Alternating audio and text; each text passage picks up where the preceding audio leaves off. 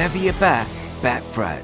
This is Andi Purewal for Boxing Social, and I'm now delighted to be joined by Zak Chelli. Zak, how are you doing? Fine, thank you.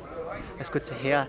We're down here today for your press conference, well, not announcing, but we're only 2 days away now for your fight with Umar Sadiq. How's camp gone?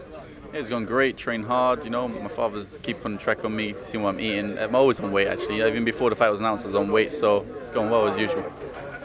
I know this won't be the first time that you've seen Umar. He's obviously a very tall figure, but what do you make of him as a fighter? I haven't really seen much of him as a fighter, so I couldn't really tell you.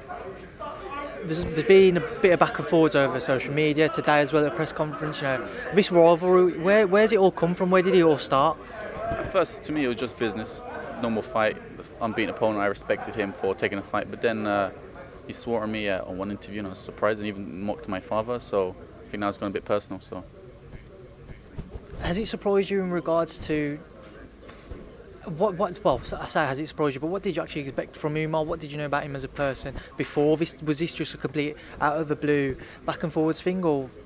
Yeah, I thought it was out of the blue. Before I saw him on social media, he seemed respectable, seemed good videos, you know, good YouTube account. But then after this, I was surprised his manners went somewhere. And today, obviously, you know, he pulled your dad in, asked him a question right at the end. What did you make of that little question? I believe he called my dad in because he wanted to embarrass me, but my dad spoke well, and I'm proud of my dad. Talk to me about the fight. You know, what are you anticipating the fight to be like on Saturday? How do you expect your styles to clash or to mix? People believe I'm just power or I'm an inside fighter, not a boxer. But I'll show people I can fight and I can box. So we'll see. I can box tall, I can box long, go 8 rounds. We'll see. Who do you think there's more pressure on to win this fight? I was saying to Umar earlier, is there less pressure on both of you because you're both relatively early in your professional careers? However, because he is a bit older, is there more pressure on him where a loss could set him back? Yeah, I believe so. I believe there's more pressure on him. He's 30 years old and with only 3 fights. So he needs this, but he won't get it. Where does the win take you, review then? You know, if you come away with a win, what are you looking at for maybe another fight this year or going into next year? Where do you think you could reach? Well, today I heard Frank Warren say the winner of this fight will be moving along fast, which excited me. So I'm hoping December after this, you know, for a title. You're only long, you know, like you mentioned, you're 10 years difference. Is it also, for as much as Frank says, we're going to accelerate the progression of either fighter, whoever wins. Do you ever, in the back of your mind, think, oh, I am young, I want to take it at a steadier pace, or do you want to get rushed as quickly as possible and show what levels you can operate at? If I'm able, if there's a title fight and there's an opponent which I know I can beat, why not take it, you know? Why not go forward? And what are your thoughts on the rest of the card, Gary Corcoran and Johnny Garton for a British title? That looks a really interesting fight. As I said, they both like to fight, so you know that'll be one great for the fans, maybe 12 rounds of non-stop punching. And Anthony Yard as well, light heavyweight, knocking out everybody who he's fought except for one. What do you make of him as a fighter? Yeah, I'm surprised that not many amateur fights, but he's come through strong and yeah, he's shown his skill and power. So people complain about his opponents, but I believe he's making the right steps. You know, he's still early in his career. Everybody's mentioned, you know, some of the guys who, not everybody, but public and some people in boxing have mentioned that they'd like to see Anthony in with other British light heavies such as Isaiah Burton, Joshua Buatsi, Frank Buglioni, the list goes on.